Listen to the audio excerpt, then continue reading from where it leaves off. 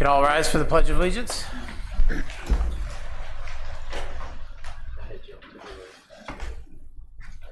To the flag of the United States of America and to the republic for which it stands, one nation, under God, indivisible, with liberty and justice for all.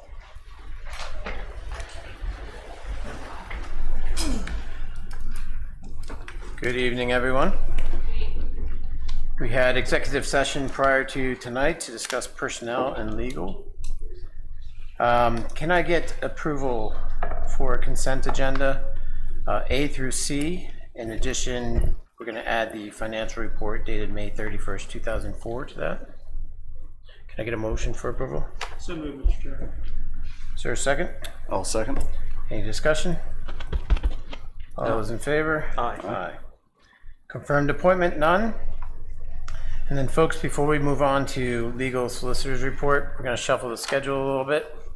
We're going to have Grandview Health Ambulance EMS. Keith, if you're here. There you are. We're going to shuffle it a little bit. Keith's going to give us a presentation for Grandview Health EMS. And if you've been in attendance to these meetings, we're having our ambulance services that would like to present to us. So take it away, sir. Thank you. Thanks for the invite this evening. Can you guys see the same? You got it. Okay. Yeah, we're good. So I want to talk a little bit about Grandview Health Medic 151.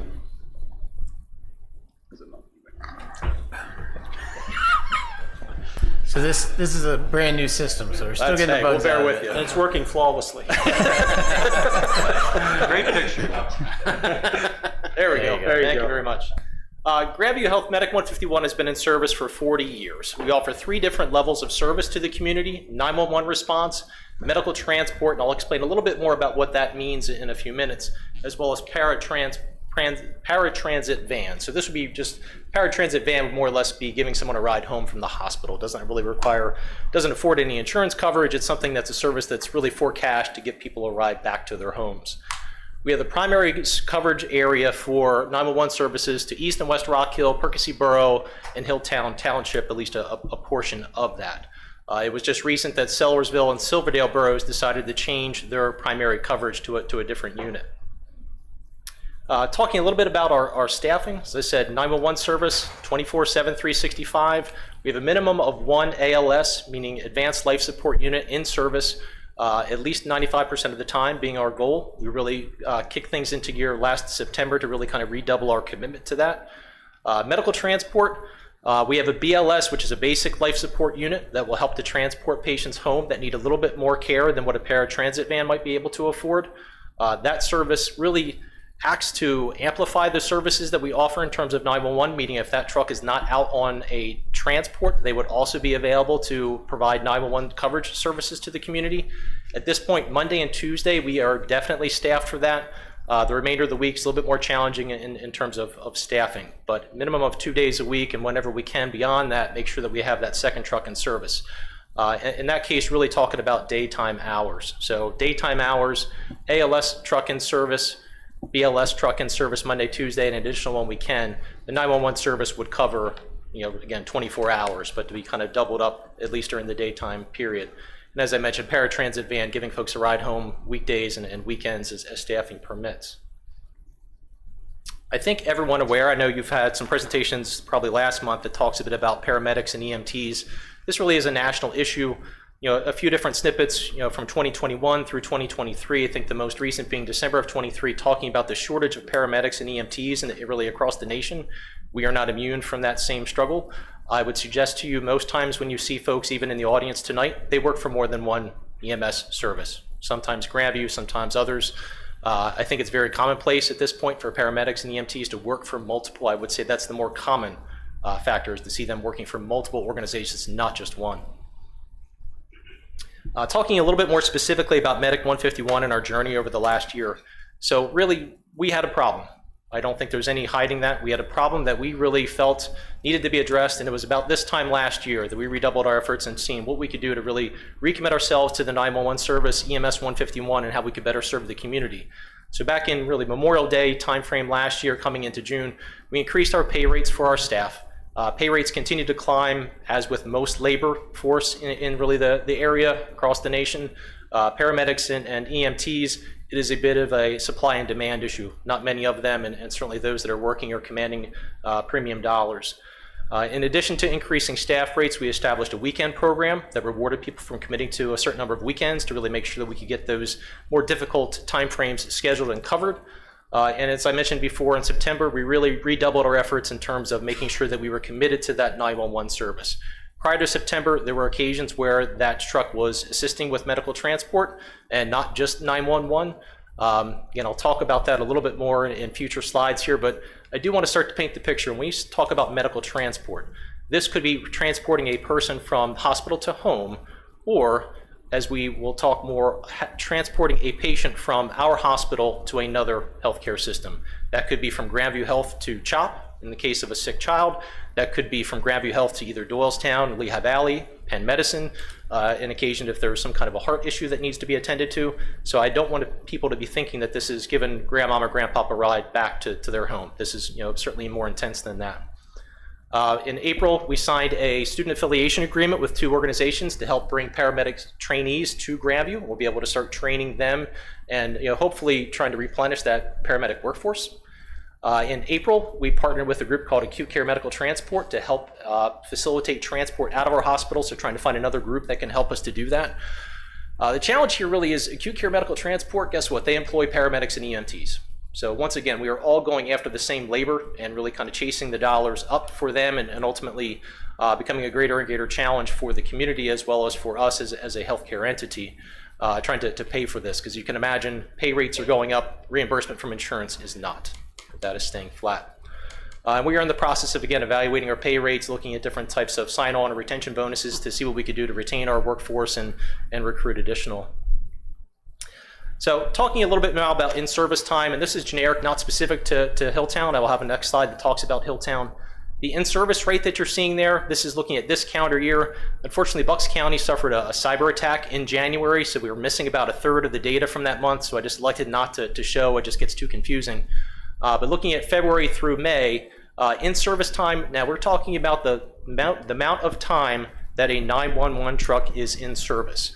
So if we take a medical transport, that would not be included here. So we're talking about that ALS truck being in service 95 to 98% of the time across the last 4 months. One of our challenges has been, and you can see there the number of calls each month, 274 in February, 247 in March, and so on. One of the challenges that we face is we participate in this mutual coverage scenario, meaning if we have an available vehicle and a 911 call goes off in an area that we are not primary due, we do assist in covering that. And if you can, I know it's tough to probably see on a relatively busy schedule here, but if you look in particular at the line that is 108 St. Luke's, so that's St. Luke's Ambulance Corps. If you look at the last several months, and the black numbers there are the coverage that we are providing to them, and the red would be another entity coming back in to help to cover Grandview's territory. So in the month of February, 35 times we traveled to cover St. Luke's, 19 times St. Luke's covered us. It is how the system is designed. This is how Bucks County has designed it to have that overlapping coverage so that we kind of support each other. And as a result, at the end of February, we covered others 56 times, they covered us 57. It's a relative 50-50 split. I'd suggest to you that's fairly common. But as you look into the future months there, St. Luke's 35 and 19, March 28 and 12, April 44 and 12, May 36 and 12, we are having to travel further from our primary area than what we typically would. And as that happens, patients might elect to be taken to St. Luke's Upper Bucks campus, St. Luke's Upper Bucks Hospital. So that means our 911 ambulance is up in Quakertown. When someone calls 911 in Hilltown, once we come back onto service, it's a much further run for us to come to Quakertown all the way back down to Hilltown. So it certainly impacts the amount of time it takes for us to travel to get here. Certainly not trying to suggest that that's a scenario that happens all the time, but it's more often than you would like that we have multiple 911 calls going off at the same time, and it certainly is a challenge to have multiple vehicles going out in different directions. Ultimately, our goal is the same as I would believe everyone in this room, is to make sure an ambulance gets to a person as quickly as humanly possible. So again, the point of this being, from an in-service perspective, we are hitting our target of being in service 95% of the time or better. does not mean that you're always going to see a Grandview ambulance every time a 911 call goes off. Again, that is the design of the county, that you see this mutual coverage scenario where folks are traveling, where EMS units are traveling kind of across borders to go and attend to the patients and families in need. Getting a little bit more granular, looking at Hilltown, and boy, that slide didn't come through as well as we had hoped. So a little bit of a different kind of shift in the graph. So now you're seeing the months on the left-hand side. So again, picking that top line, February, there was 52 911 calls in Hilltown Township that came to Grandview EMS Medic 151. Those 52 calls, that could have been a combination of those that were in the area that we are responsible for, or it could have been other areas within Hilltown that we were supporting because other EMS units were occupied and we needed to help cover them. So of those 52 calls, 30 times Medic 151 was able to cover, 12 times we were covered by another organization. But as you look at the reason for coverage, 8 of those 12 times we were out on another 911 response. So we were already occupied covering another 911. It could have been another 911 in Hilltown. It could have been someplace else. Would have been multiple calls happening in an overlapping time period where we were already occupied with attending to a patient and transporting them to an ER or the like. Now, the out of service, you can see the impact of whether it be a staffing issue that we had someone call out sick, or we were occupied doing one of those other types of medical transports I described, not taking grandma back to her home, but rather taking a sick child to CHOP or taking a sick cardiac patient to Lehigh Valley or others. You can see the count there is that out of service, so 4 times in the month of February. So, and then just a reminder on the far right there, our in-service time for that month was 97%. So despite being in service 97% of the time, we were able to respond to 30 of the 52 calls in Hilltown, covered 12 times. 8 of those occasions, 8 of those 12 that we were not involved with the coverage, we were already out on a different 911 call. And it really didn't come through well. The table below talks about the response time, and I believe it is, if I can squint down to that, it's 10.5 minutes is the average time that it takes for Medic 151 to travel from our Sellersville location to a patient in need in Sellersville. So just a few parting thoughts from Grandview's perspective. We're not looking to expand our territory. We are looking to take really, really good care of the patients that live in our community.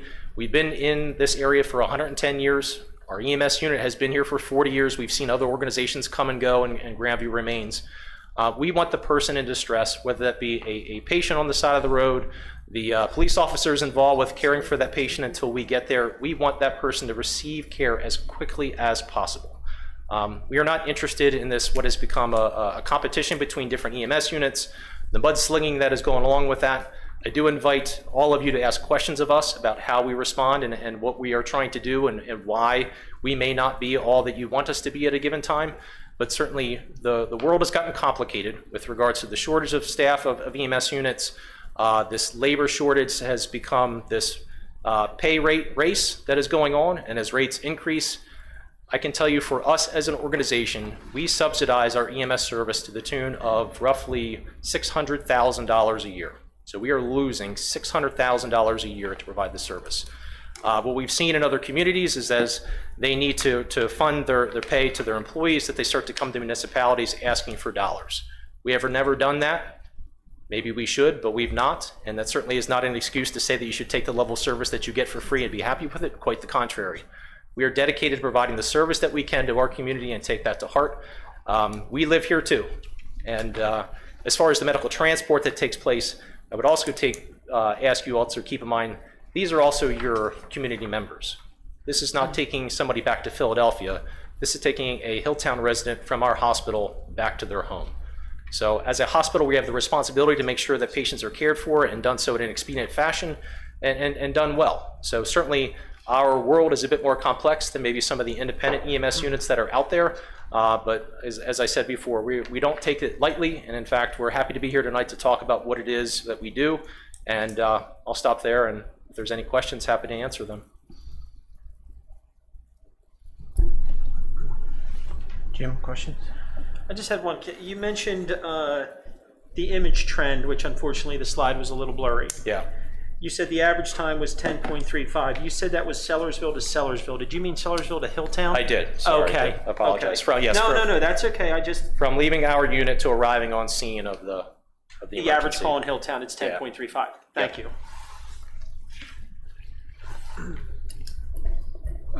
First, thanks for coming in. We Yeah. appreciate it.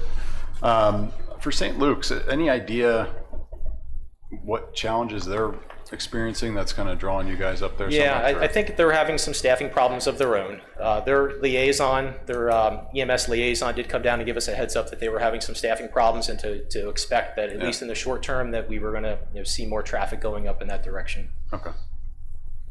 Do you anticipate that to continue? I would hope that they're recruiting, but I suspect they're facing the same challenges as the rest of us. Thank you. So Keith, obviously Grandview is our new trauma center, and it's fairly new. When did that transition take place? It was almost exactly a year ago. I think it was a year ago yesterday that we opened up all the different floors, and certainly we think this should be a way to help EMS units get back into service faster. Before this, a local EMS unit that had a trauma patient, and keep in mind trauma, I think everyone pictures gunshot wounds, they picture car accidents.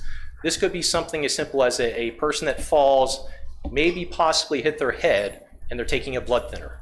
The responsibility of the EMS unit would be to take that patient to a trauma center. Before Grandview became a trauma center, they would have been going down to Abington, they would have been going up to the Lehigh Valley.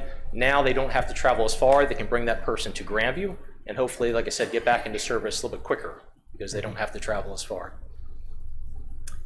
The only other comment, I feel like, I appreciate you coming. I feel like you're defending yourself, and by no means do you need to. I think I speak for everybody up here that we appreciate, Grandview and the service that you guys provide, and especially the hospital service as well. I hope nobody in the audience ever has to see your trauma center, but if they do, it's very nice. I agree, and thank you for that. Yeah, so don't feel like you have to defend yourself, and we appreciate all the service that you guys have done for 110 years. So Thank you.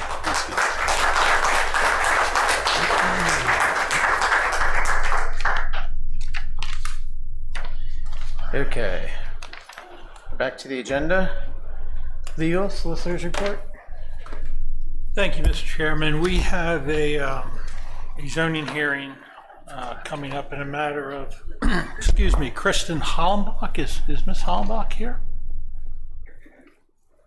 Okay. This application involves a variance request to keep poultry on a lot of less than 3 acres. The ordinance requires 3 acres for the keeping of livestock. That would include poultry. The application is seeking to do that on 1.2 acres. There's a lot of information here. There's been involvement as part of a 4-H youth mission. The applicant's daughters are involved in this, and that in part has to do with interactions with animals and the care of animals and so forth. It's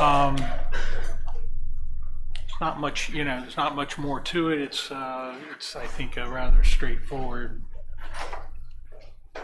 matter that the zoning hearing board can look at and decide whether, given the particulars of this and how much livestock and what kind of livestock and so forth, whether or not they think a variance is warranted for the smaller lot. Okay. Either of you have an opinion on whether we send Jack or not? I think the zoning hearing board is extremely adverse on poultry. I'd say let the zoning hearing board handle it. Yes, I agree. All right, we all agree on that, Jack. You get a night off. Good, I get the night off. Yep. All right, that's all I have. Thank you. Okay. Planning, Mr. Fulmer. Okay, I have one item under planning. This matter has been before you several times. This is a plan to develop a mini storage facility on County Line Road over in the western part of the township. This plan has a conditional final approval granted by this board several months ago. However, in the meantime, the applicant has looked into the configuration of the buildings. They decided to make some layout changes to the buildings for some, industry standards, I guess I'd say. So the couple changes that are being made, the long, thin row of garage door units has been eliminated. They've added another building that's sort of internalized storage.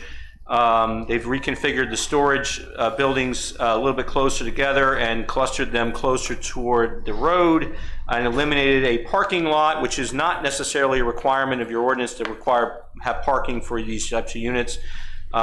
So consequently, the area of storage has gone up slightly in terms of building area, but the impervious coverage on the site has gone down. This was before the Planning Commission earlier this month, at which time the Planning Commission did recommend that the township grant a revised final plan approval subject to the items in my May 24th letter, and also with a recommendation that to the extent that a fire engine or any type of large delivery vehicle would have to turn around in the back of the site, that area of turning movement would be paved. So those were the recommendations of the Planning Commission, and I'll turn it over if you have anything else to add for that. No, thank you for doing that for me. I appreciate it. Sure. So anyway, is there any question from the board on this? Joe, are you trying to put a? Yeah.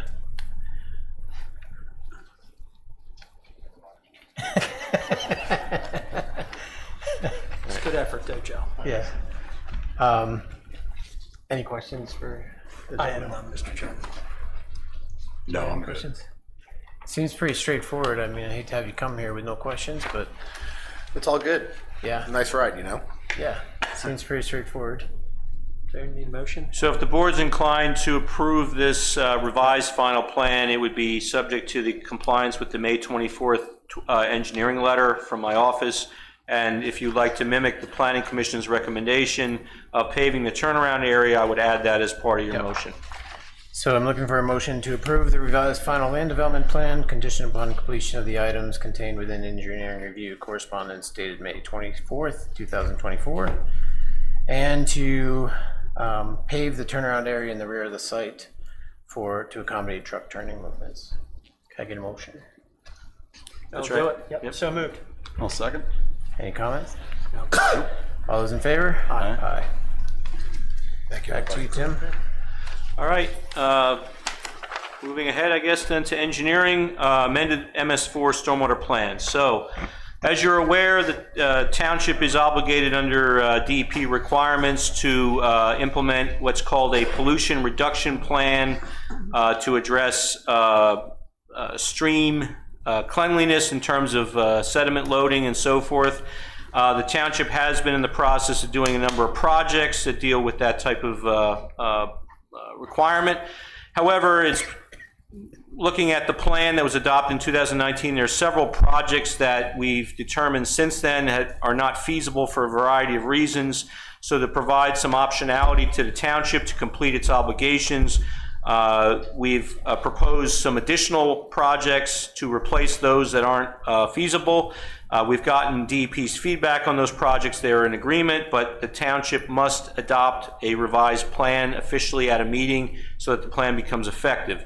As part of that adoption process, the township was obligated to advertise the changes to our plan in a newspaper of general circulation in the township. So the plan was advertised in the Intelligencer on May 15th, and there was a 30-day comment period until June 16th for the public to provide written comments, and the township did not receive any written comments in that time frame. I've confirmed with the township staff.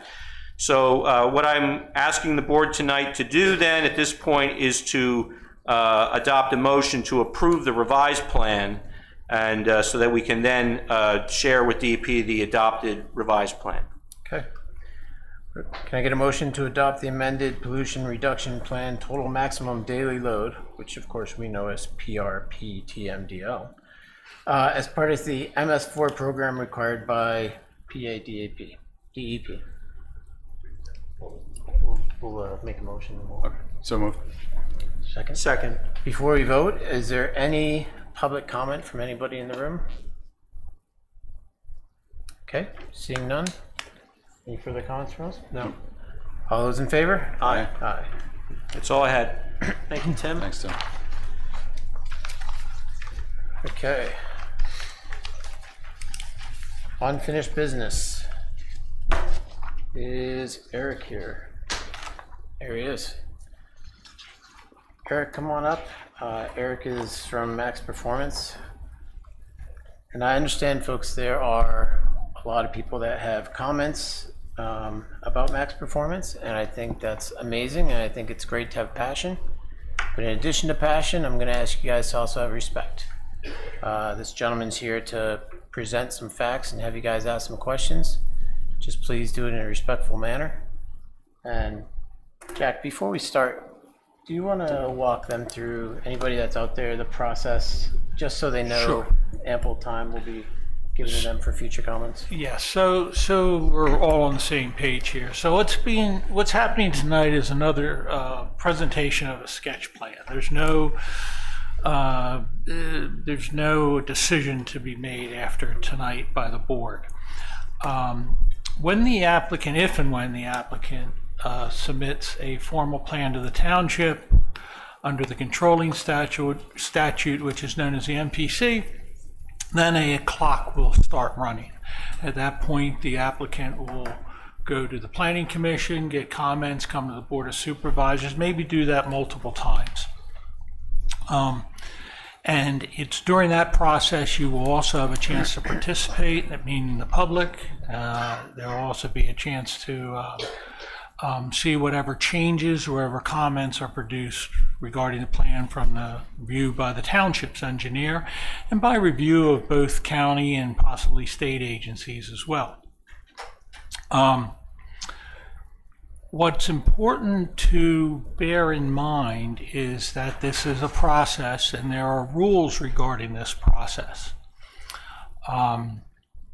The Board of Supervisors has to act in accordance with not only their own ordinances, but any state law that may govern the application. And there are state laws that govern these applications, specifically those found in the Municipalities Planning Act, the MPC that I referenced earlier. So if the applicant ends up presenting a plan, filing it with the township, and if that plan, I'm not saying we haven't seen any such plan, but if that plan meets with all the requirements of the local ordinances and it meets with all the requirements of state law, the board is compelled to approve it. So, that's something that has to be kept in mind here, that I think sometimes there's a notion that gets circulated that this board has unbridled discretion to say yay or nay to any given land development plan, and that's not true. They're governed by what's in those ordinances that I mentioned and what's in the state law, and they have to act accordingly. Now, that all said, we're way back here at the infancy of this. This is simply a sketch presentation, and I think the applicant's here to address some of the comments and concerns that they heard the last time they were here. So we're going to hear them out. Thank you. Thank you. The floor is yours. Joe, were you? Okay. Should we give him a few minutes to pull the plan up, or? Go ahead. Sure. As the solicitor has just said, having been here to present the plan last month, we have listened to some of the comments from the neighbors, some of the concerns, and wanted to come back before the community and kind of clarify and respond to some of the comments.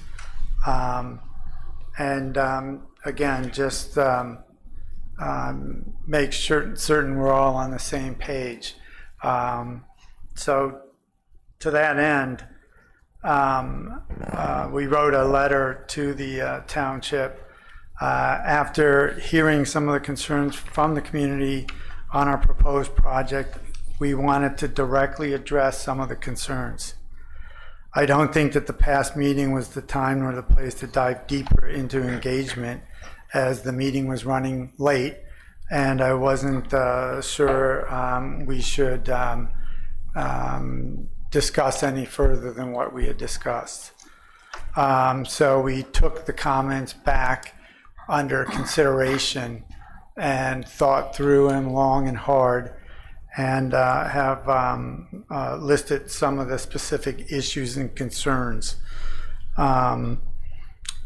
We did after speaking with some of the residents out in the lobby, we did stay to the very end of the meeting, came back in, and we couldn't get our seats back, but we stood in the back with many other people. With that in mind, some of the specific concerns that were raised by the community is number one, traffic and safety. Our project proposes a very minimal impact, which will be seen on the local roads surrounding the property.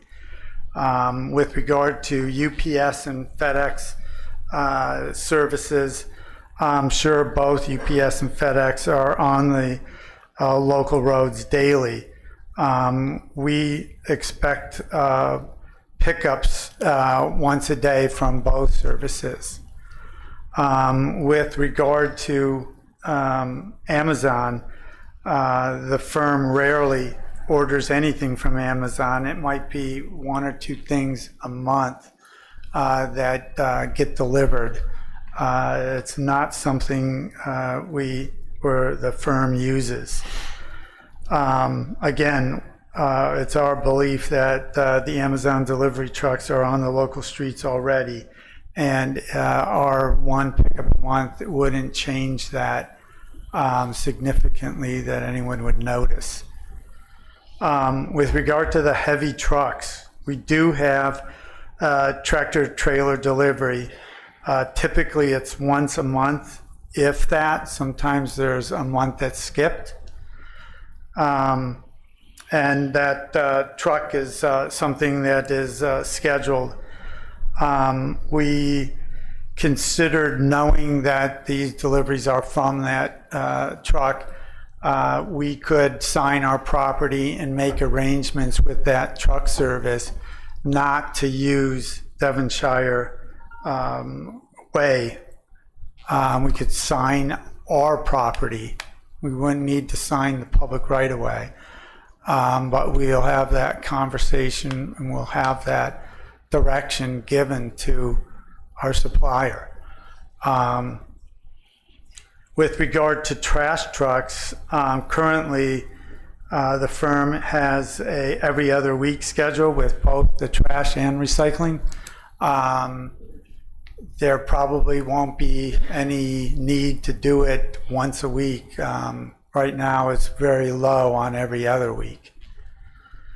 And then with regards to the safety of the intersection, again, we feel that all of those above comments and statements, along with the fact that we have 11 full-time employees that drive to and from work, some of those 11 carpool together, and the remainder of staff is part-time, remote, or summer after school help.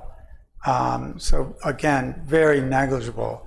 As we said at the last meeting, the operation depends upon, as a wholesaler, retailer, we're online mostly, and no retail traffic to the store itself.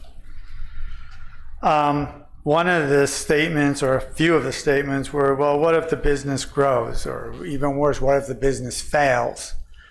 Again, we wanted to make certain everyone hears the reality behind that.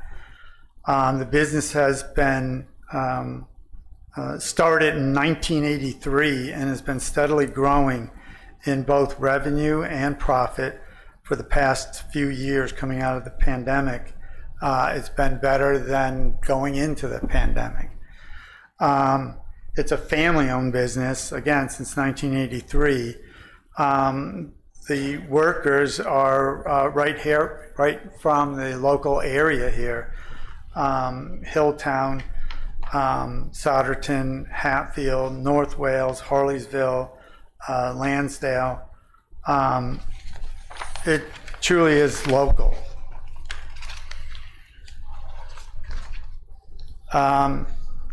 Right now, the firm is leasing space from a demised building in Lansdale Borough. If you recall Ziegler Cider, the Ziegler brothers created the facility, extremely large cider facility, and since doing that, sold the business, and the new owner, relocated all of the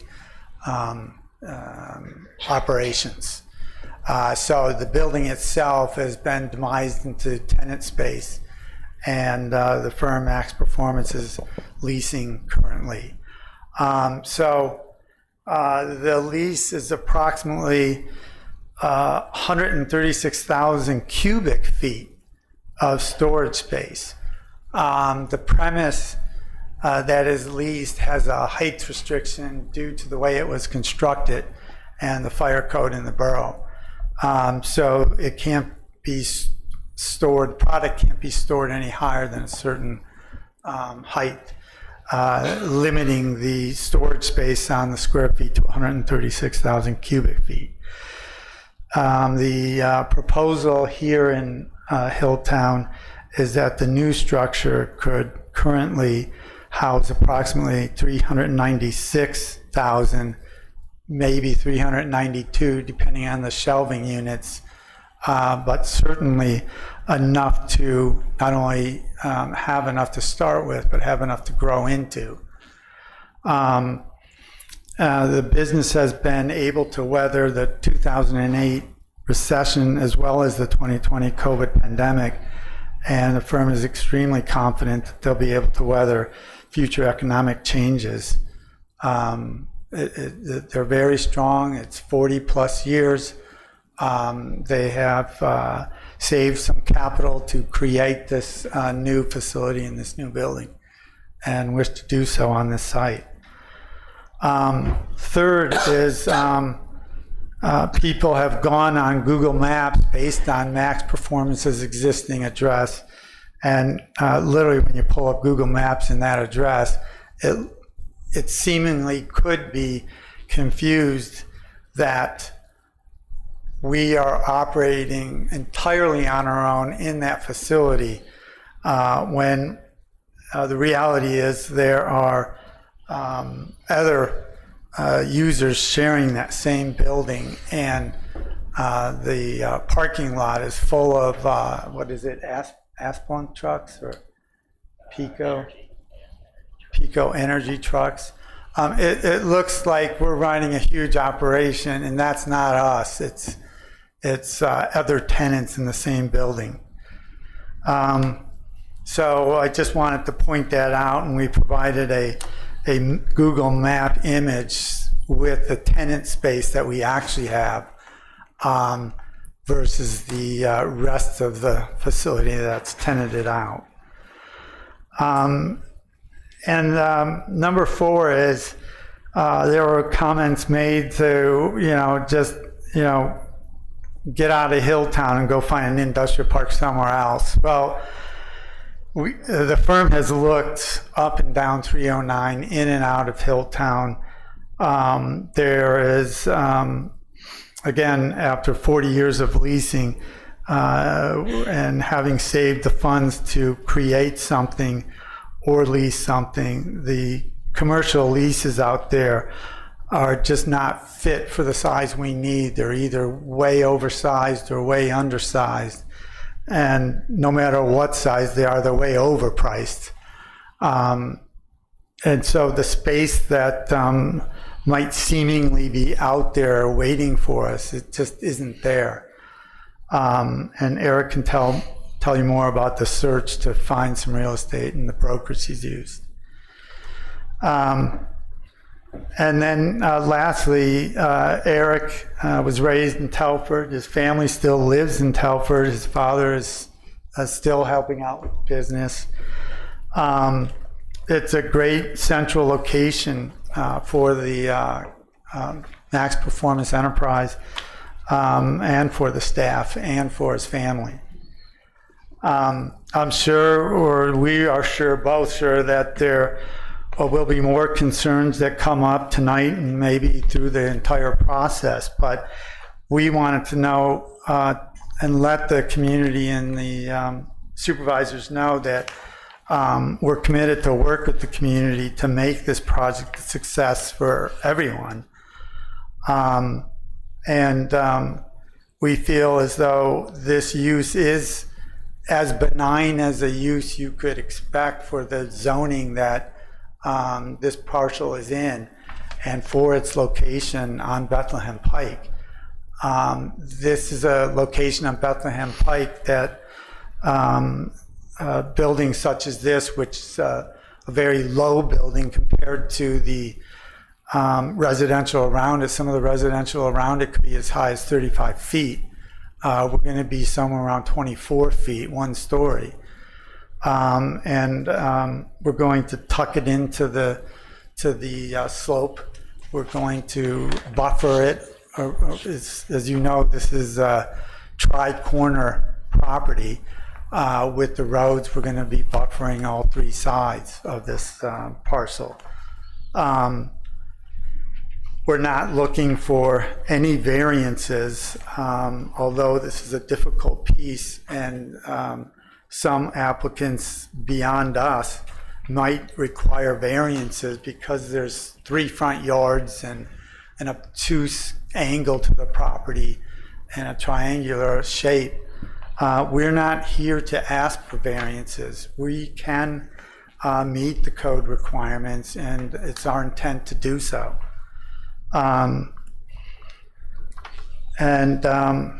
The property has been vacant for a number of years. We feel that this would be a good use. So ultimately, the goal here of Max Performance is to find a location they can call home for years and years to come. Eric is young, driven, determined entrepreneur, and he has no plans to do anything else anytime soon other than Max Performance. His father left him this legacy, and he wants to leave it to his kids. Over the next few months, we'll share more information with you. It is our intent to file the application. We just wanted to take the opportunity tonight to respond to some of the concerns. So that's why we're here tonight.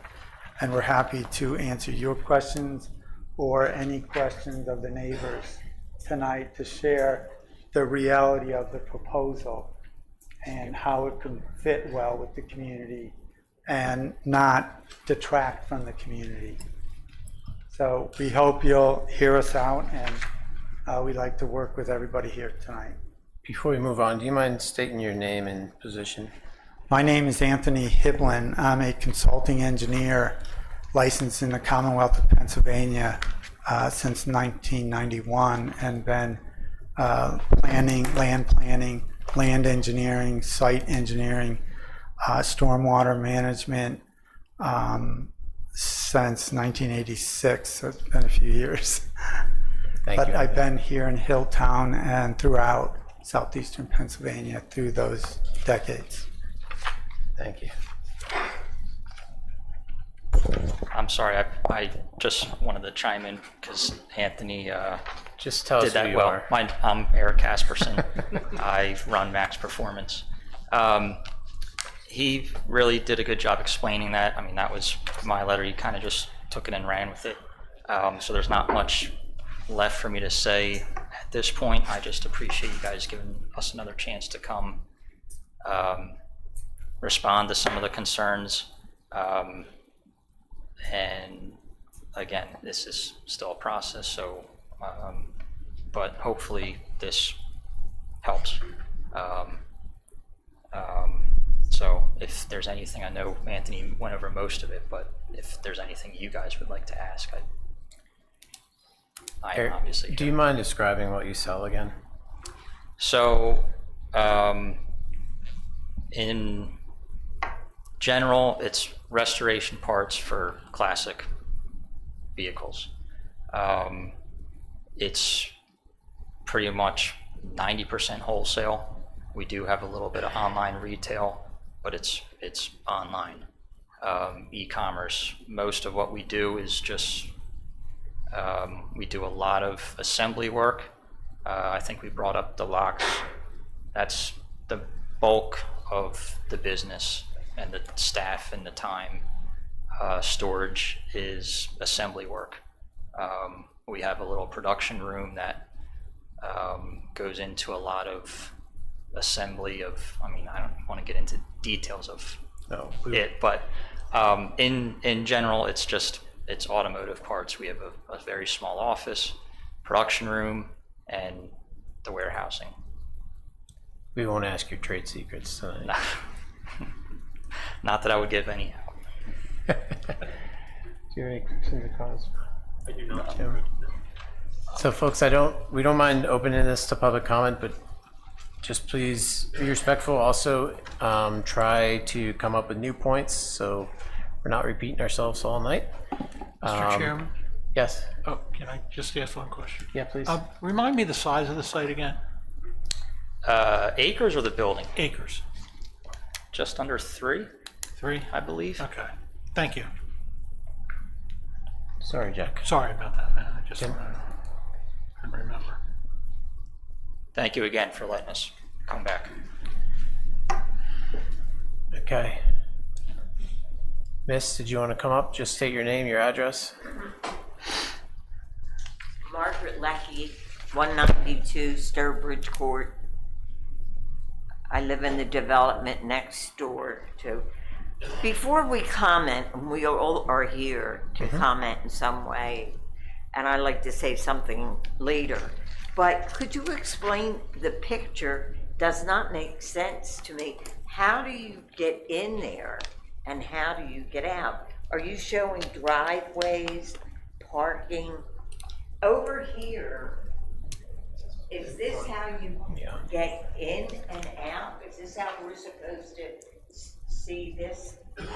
Miss, This is our development here. Is this your only, you have shrubs all around here, and it looks very pretty. There's not a lot of green, but that's gonna empty out right to where our people come out of. Let's try to stay on the microphone so we can record the conversation. Can you hear me? I have a loud voice. But, and That's on. You can use there's it. houses along here. Are they gonna look at parking of the people that work there? I can answer your questions one at a time, though. Do you want to start with your first question? Well, the one that, this is all parking. Now that I'm up here, this is all parking lot for the employees.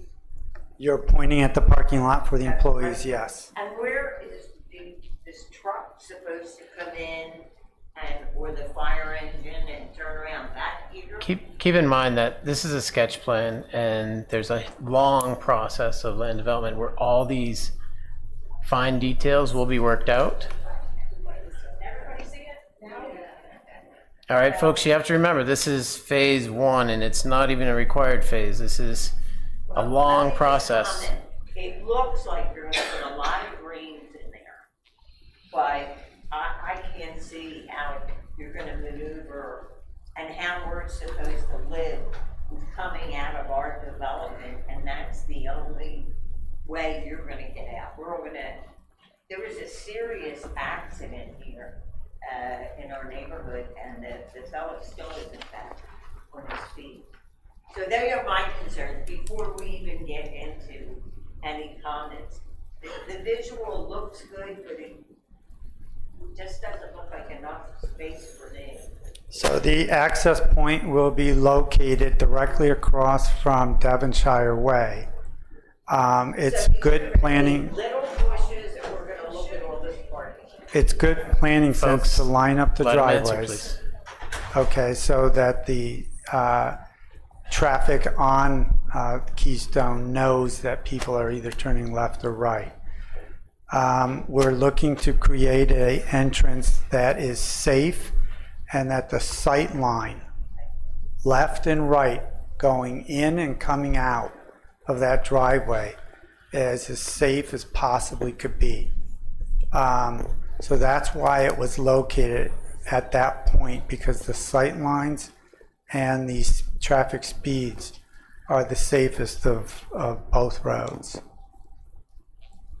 The shrubbery and trees would buffer the interior of the site from the exterior.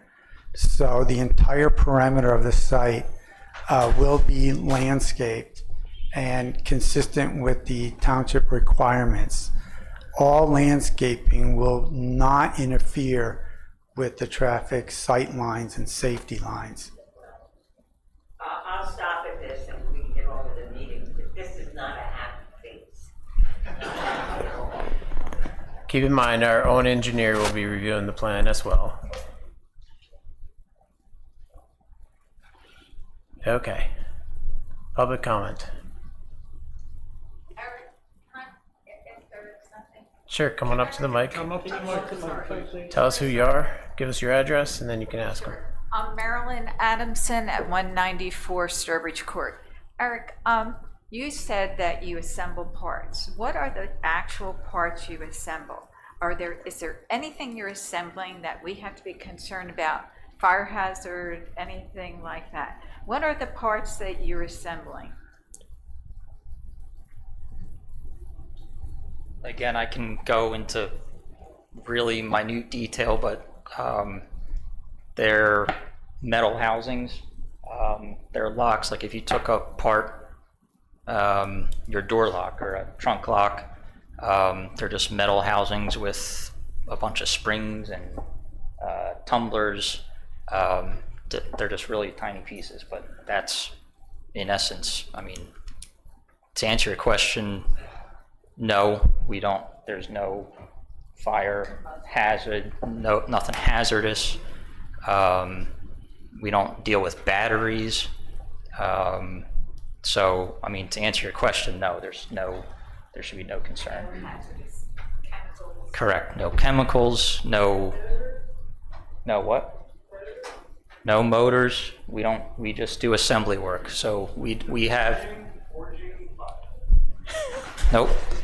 We get all of our parts in and all we do is assembly. Like I said last time, the only machine that we have is a key cutting machine that, it's like you would see it like a Home Depot or Lowe's, where it just duplicates the key. So sound, machines, it truly is a very low-key operation. So I get that there's probably rumors that are going around that we're this big bad industrial park with a lot of trucks and everything, but that's one of the reasons why we came back, is to kind of put a kibosh on whatever rumors are out there that it is a really low-key operation. Okay, anyone else?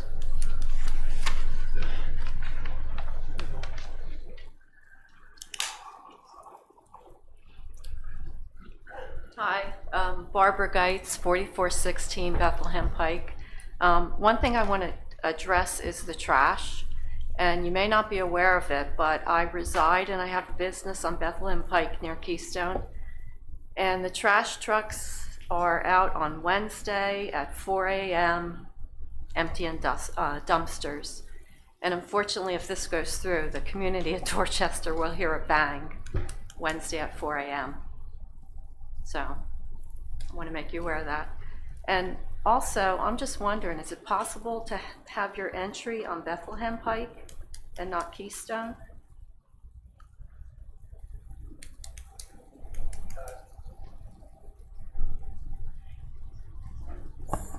The safest access point is off of Keystone. The speed and the grades are extreme on the Bethlehem frontage.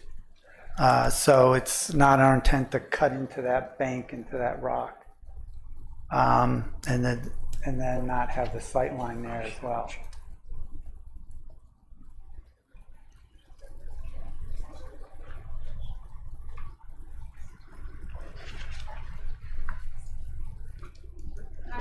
This isn't open for us to speak yet. You have other things on the agenda, is that correct? Yeah, we're allowing a limited time for public comment right now, and then we're going to continue with the agenda. There's public comment at the very end of the meeting as well, yes. Yep. Aslan Beck, Keystone Drive. I have a couple questions, actually. I would like to know, what specifically are you looking for in a property with what you want to do? So you're saying that this property here at the corner of Keystone fits exactly what you're looking for as far as your parameters with building and building. I'm just curious, what exactly are you looking for? Because there are a few buildings that are available on Tech Drive, which is located right off of Bethlehem Pike. It's almost adjacent to Schoolhouse. Miss, And with all due respect, if he believes this property is good for him, then that is his belief, and I don't think it's appropriate to suggest other properties at this point.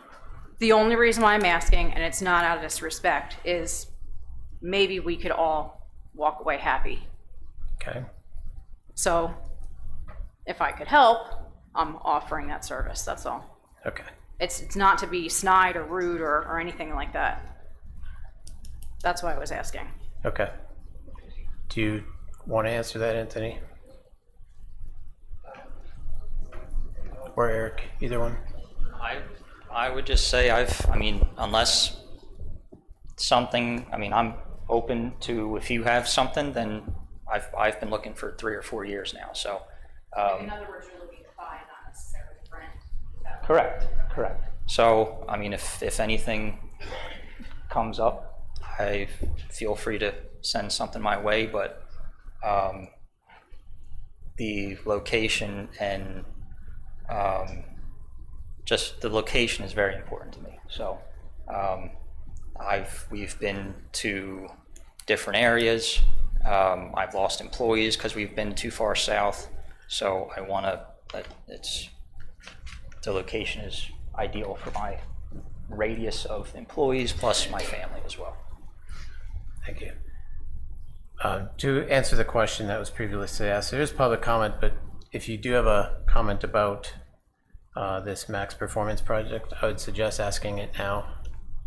Eric and Anthony are free to leave after this, so go ahead, sir.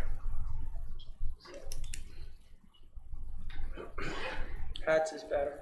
I know. I'm Rob Ramsey, 146 Dorchester Drive. I see on the diagram here you have 5 bay doors. You're saying you're a small business, and next to it you have an expansion that you're going to basically add on to the building. So if you're going to have 5 bay doors, you only have 1 truck a month. Why would you need 5 doors? So you're going to have more trucks coming through on Keystone, going through basically Devonshire Way. When we're trying to come out, trucks are going to try to go in. We're an over 55 development. There's elderly people that come in and out. It's bad enough that Bethlehem Pike and Keystone Drive is a mess getting out of there because there's a hill that's, if you're aware of it, it's a mess. And being elderly, as our development is, it's hard because there's no light, no stop sign. So it's basically you got to put your foot on the gas and hoping nobody's going to come over that hill and hit you. So with trucks coming in and out, can you explain why you have 5 bay doors and an expansion that you said the last time, within a year's time, you're going to grow? Because that's what the last, on the side over here, you have 2,000 square feet that you're going to expand. If you could explain. Thank you. Yeah, sure. So regarding the dock doors, again, this is just a sketch plan. We haven't decided how many we're gonna put in, but don't necessarily equate dock doors with truck traffic because I know at least 2 of them are probably gonna be dedicated how we have it at the current facility. They're literally just dedicated for our dumpsters. So we can easily just empty trash into the dumpsters from the dock instead of having to go outside, walk down steps. bring a forklift, whatnot. So don't necessarily equate that to a ton of traffic, and I just can't stress enough again how much minor truck traffic we do get, and I'm not lying when I say we do only get a literal tractor trailer might come in there once a month.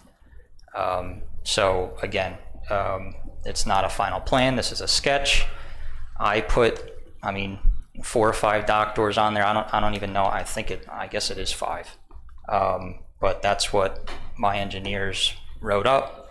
Room for growth for whatever other use I have for it. I might as well put it in now rather than have them to come back out and do it. The expansion is just that. It really was originally, Anthony had built it to, I believe what is it total up to, 18,000 or 20,000, but I might not need that much right away. So instead of just doing a new plan, we just marked it off as an expansion if needed, but by my letter, in my linear feet storage, it's almost tripled with my storage capacity with the smaller section. So I certainly do not need or foresee any expansion even to use that little bit extra anytime soon. Right, we wanted to include it just as a matter of master planning, as a matter of showing impervious cover, as a matter of managing stormwater. If a potential expansion were to happen, that it's been designed in from the start, and it's not something that's going to be tacked on, or it's not something that's going to come back before the board as a variance request. That space could be built, and again, in compliance, if he sees the need for it. Right now, there isn't a need, so we marked it off as future. Thank you. Any final public comment?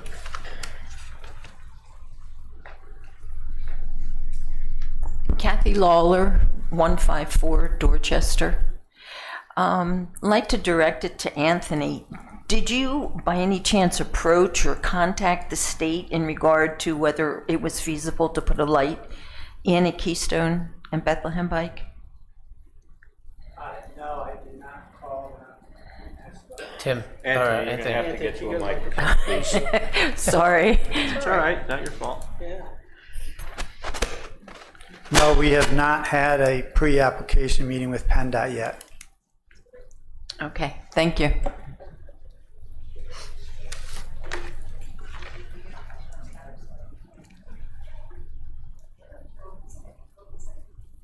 I do have a question. Hang on one sec. Hold on. Go ahead. I'm Go sorry. ahead, Kathy. Finish. Thank Finish you. up. What about a traffic study? You may as well sit there. Yeah. Just sit there. Anthony.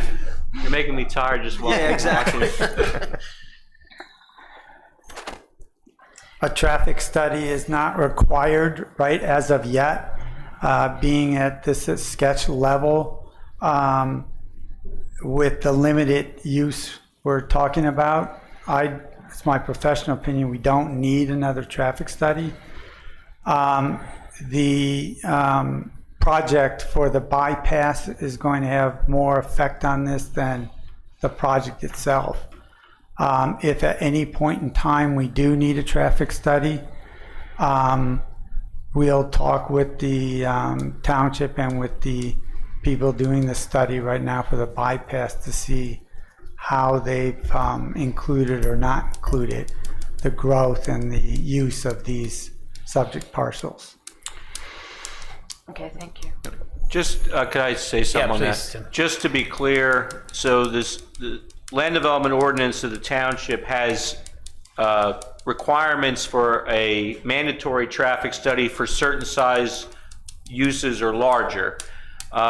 this use, as it's currently contemplated on the sketch plan, does not meet the threshold for an automatic traffic impact study requirement.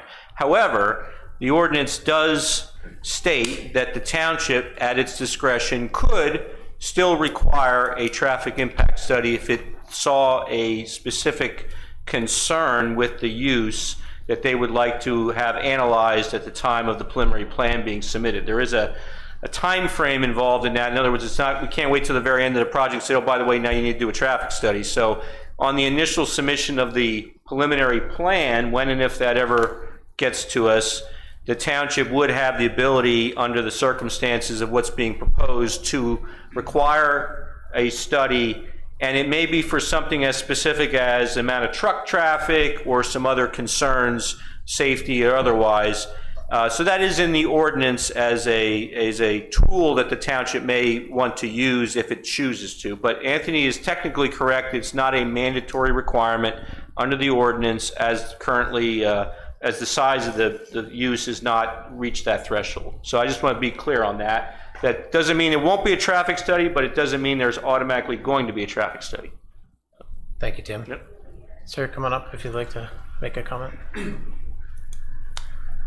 My name is Roger Wombold. I live at 102 Devonshire Way.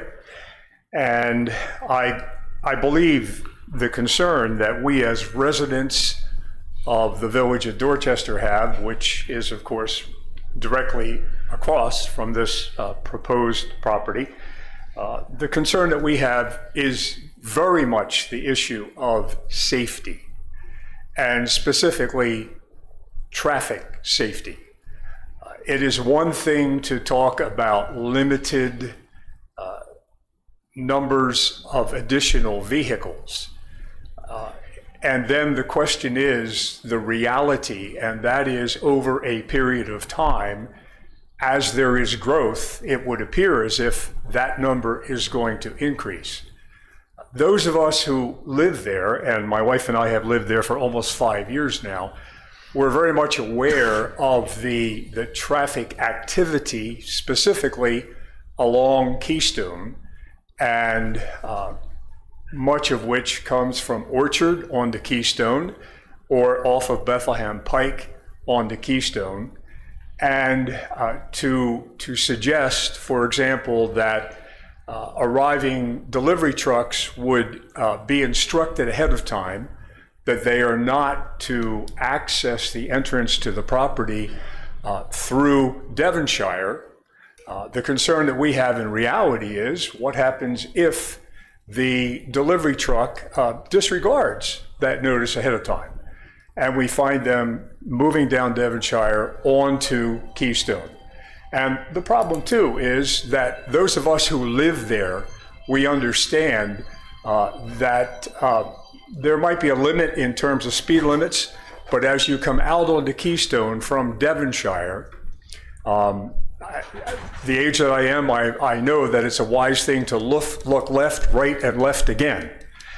And especially coming out to the light, or not the light, but the intersection there at Bethlehem Pike, one can turn onto Keystone, right, and right out to Bethlehem Pike. And as soon as you look to the left, traffic comes over that hill so quickly that it can be right on the back bumper.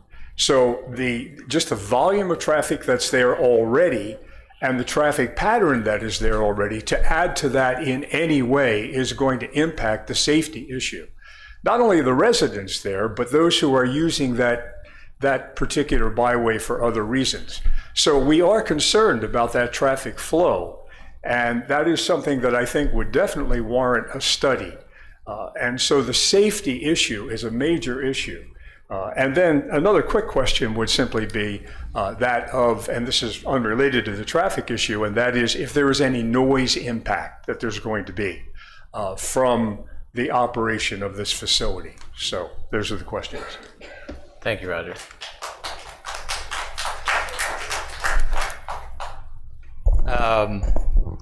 Second question is easy. There's, like I said, there's no machines other than a duplicating key machine, which is minimal noise for inside, but there's nothing that residents or people around would hear.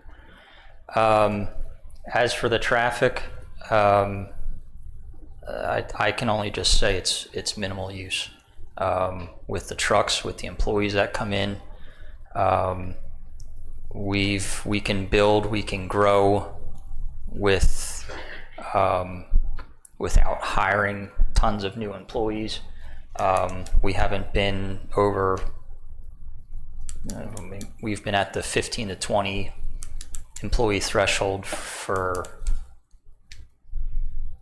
ever since we split off with another company. So it's probably been 5-10 years we've been at that number. So it's manageable, we can manage it.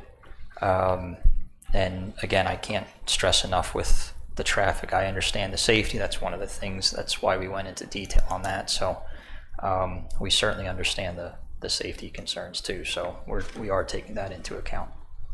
Thank you, Eric. Aslan Beck again. Regarding back to the safety, you brought something to my attention. So everybody's focused on the 55 and over development. I live on Keystone. I live 4 houses down from where they have this proposed project. And my front door is open all the time. I see people walking who also live on Keystone, who also live on Orchard, who also live on Dorchester and Devonshire and Pheasant Hill and Narrowton. They live all around in that we call a square. Everybody knows, talking again about the hill going up Keystone. So what I would like to know, and have they taken into consideration, because they don't live on Keystone, so they would not know this, the tractors and trailers and the UPS trucks that will be pulling potentially in and out of Keystone, are they coming from Bethlehem Pike, pulling onto Keystone, and then turning right into their driveway, and then when they go to exit, are they exiting, turning left on the Keystone, directly back onto Bethlehem Pike? And the reason why I'm asking this, and I'm asking them to really think about this, is because, for example, when you're walking on the road, do you walk with traffic or against traffic? Typically, they tell you to walk with the direction of the cars. Well, our neighbors, everybody who walks, they always walk on my side of the street because of the hill, for safety, because cars can't see coming over the hill.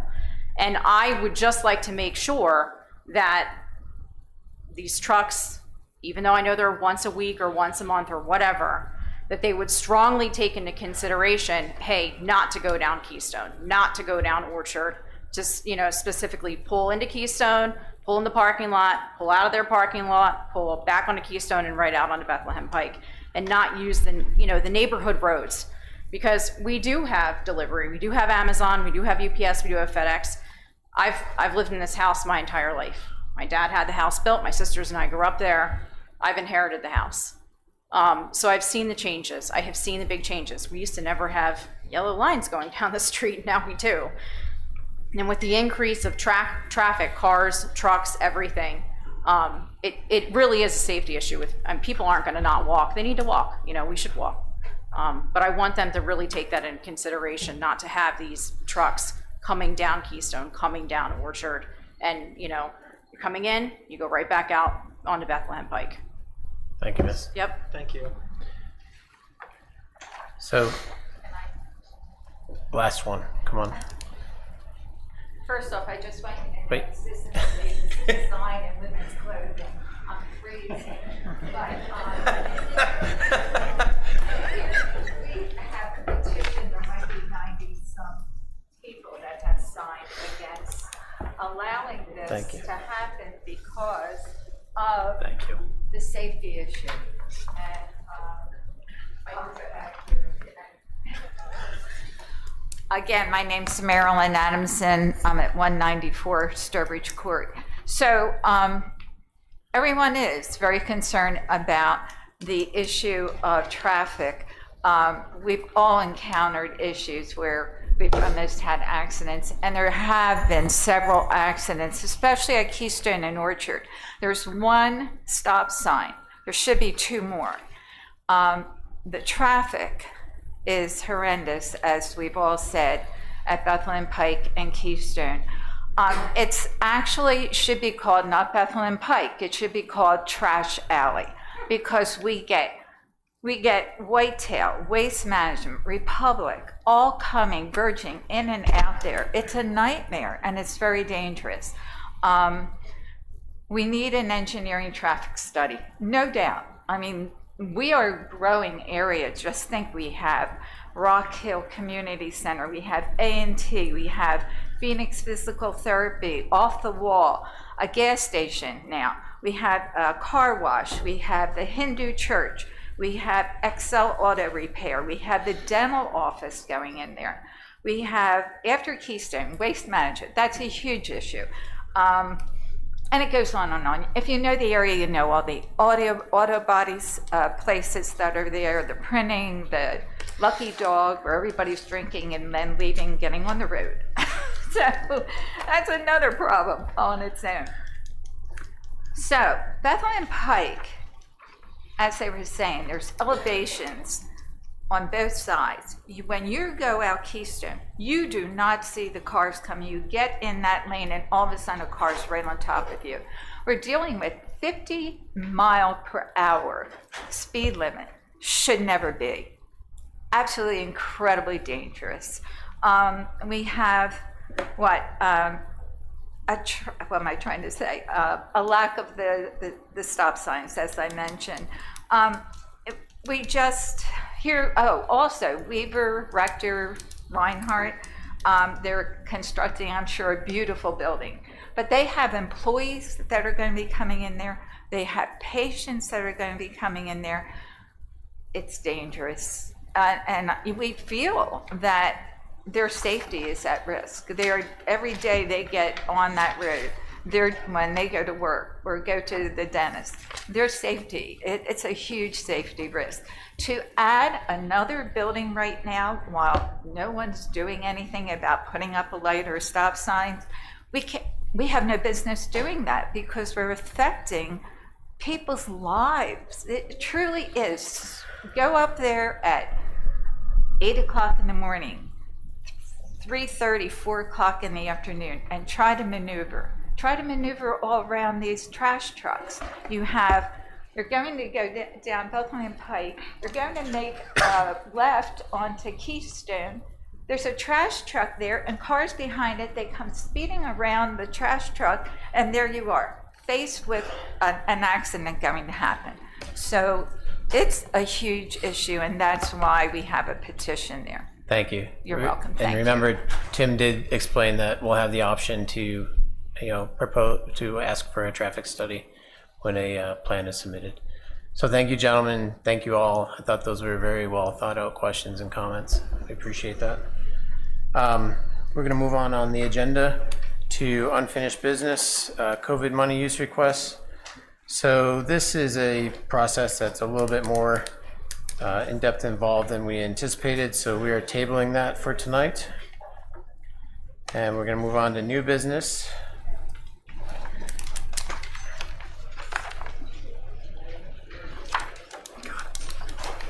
I don't know if I have the HEK thing. It's basically the same thing. Yeah, it is. Exactly. Okay. We'll give you a moment. Go ahead and you guys can head out. Feel free. Thanks, guys. Is there any way to get one mic before they all leave? There is public comment one more time at the end. What was your question, sir? Not public comment. What were you asking us? No, I was just going to say, I wasn't sure who's, it seems like a lot of people are leaving already, and I just, I did speak at the last one, and I concur with all the traffic things, and this is about the max performance.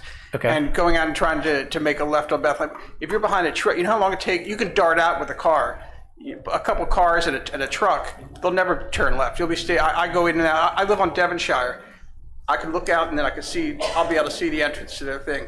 I was going to actually talk about like pollution, like light pollution. So that is covered in land development. Yeah. So the light pollution. Yes, absolutely. Yes. Yep. All that A will be light covered. plan is All of submitted. that will be in Yep. there. Yes. In there is what? That will be addressed with respect to the preliminary plan, correct, Tim? There's a lighting requirement for a plan to be submitted to show how the light coverage works on their property if they're proposing lighting. So that would be a subject that would be probably more appropriately addressed during land development. Okay, because from my front yard, I can look right down Devonshire into their probably parking lot. And, you know, the light, you know, they're gonna have security lights, they're gonna have, whatever lights and things, and that's, you know, a concern. And they're to me permitted as well. to have those, but we right. just they have to meet the requirements of the ordinance, that's all. Right, okay. Yep, lights and buffering will be All right. covered over it. And I triple and concur about that traffic thing, because again, turning out there, I go in and out 3 times a day, and it's so tough enough to waiting behind a line of cars at closing time. You know, good luck getting out of there safely. Did you give your name? What was your name? My name is Ed Godley, but I moved here 4 months ago, looking to get into a more quieter area of the, out of less congestion, and I'm getting out of congested area into a less congested area, and this is, what I moved into, and I would have, I said it before, I would have been more, it would have major concern at the time, but it's too late now. Well, thank you. Just hate to see. I think you'll find Hilltown's a nice place. Thank you, sir. Thank you. Thanks a lot. All right, H&K extension of hours. I just have one question with, Public I'm comment. sorry. You're gonna have to wait until after we finish the meeting, and we'll have public comment. Well, public comment in about 2 minutes. Okay. Thank you. Yep. Good job. Thank you. No, you did good. Good job. Is this guy gonna talk now? All right, guys, if you're gonna exit, go on out, and we'll start as soon as the door is closed. Thanks, Chris.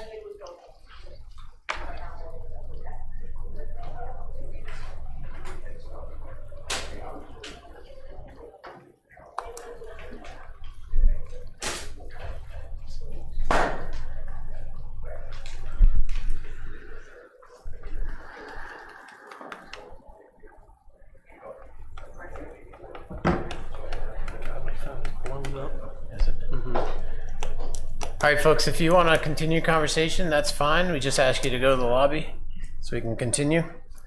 So H&K, they're asking for extension of hours from July 1st to 31st, 2024, from 6:30 a.m. to 6:30 p.m. Can I get a motion for the approval? Striking, of course, where is it? Private customers, yes. So moved. Is there a second? I will second. Any discussion? God, I hope not. All those in favor? Aye. Okay. Supervisor comments. I only have one quick thing. Every year, Hilltown Township Water and Sewer Authority is required to put out a consumer confidence report, which outlines all of our water results throughout the year, all of the testing that we've done, everything like that. If any of you have received that, some of you may live in the Telford area, such as Devonshire, they would get theirs from Telford. If you have any questions regarding that, please give me a holler. I'm in the office Monday through Friday, and we'll help you through any questions you may have regarding that. Thank you. Joe? First Park and Rec meeting is scheduled for July 9th, 7 p.m. All right. Sure, of course. Yeah. Public's invited to every meeting we have. Yes. Back to public comment. Is she still here? Did she leave? I think she misunderstood and Oh. left. Once again, Roger Wumble, 102 Devonshire. I have a feeling that my neighbors did not understand the order of the agenda. I think the understanding that they had was that initially there was to be a question and answer time regarding the proposed development. And then there would be an opportunity for public comment later on, because several of the neighbors had things that they had prepared that they were not going to present, thinking it would be during this time public comment rather than during the question and answer time. I think so. Go ahead. I'm just saying, I was very confused on that myself. Normally, we don't have public comment or questions after a presentation. We do it all at the end. I thought in order to expedite the meeting, we'd kind of interject it before the rest of the meeting. So Okay, I apologize to them for me. They're welcome to come back. Okay. This will be in front of us for many times. Yeah, one of the things you can tell the neighbors, and we mentioned this earlier, this is day one. Understood. This is a process that's going to involve a lot of meetings in front of different boards. So there is plenty of opportunity for the neighbors, for all the neighbors to come in to the planning commission, back to the board of supervisors. If it turns out for some reason they have to go to the zoning hearing board, that's another opportunity. So we are really on day one, of the year here. So if anyone's concerned about that, tell them they're going to have plenty of time to wait. I will certainly relay that, and I do think that I'll speak for my neighbors, I think, and that is that they would be very interested in a dialogue perhaps between those who are interested in development and would like to see a cooperative effort there between the community and that proposal. I mean, I hear that there's interest in that, and that's a very good thing. It really is. And I do think, the neighbors understandably are concerned, as am I, but not to be unreasonable about it. So I think it would be a good idea for there to be some sort of a dialogue and I realize that's not the domain of this board of supervisors, but that's my comment. Yep. Thank you. Thank you, Roger. Any other public comment? Yes?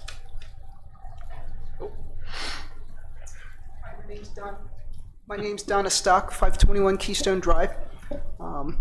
I know the house right across from where they're planning to put this, the woman has lived there 50 plus years. I grew up there. I live in that area most of my life. And to depreciate her home after being there all those years is a big concern. Not only hers, but the neighbors as well. And one other thing, is there a way that the neighbors can get questions written down to bring to here or to send somewhere in case they can't make it? Because I know a lot of neighbors were not able to come tonight. So we have another hot button issue going on in this township, and they've kind of formed a group and they have a spokesperson. You might want to consider that and then funnel all your questions through one person. Might be a little easier. Do you know who that is or where I can get that? You can pick. Yeah, your choice. The residents would get Roger's together. got a voice for radio. I pick Roger. Okay. So that might be easier for people to just funnel it through one person and they can come and represent the group. Okay, thank you. Thank you. Any other public comment? Okay. Any press? All right, can I get a motion for adjournment at 8:27? So moved. Second? I will second. All those in favor? Aye. Thank you all very much for coming out tonight.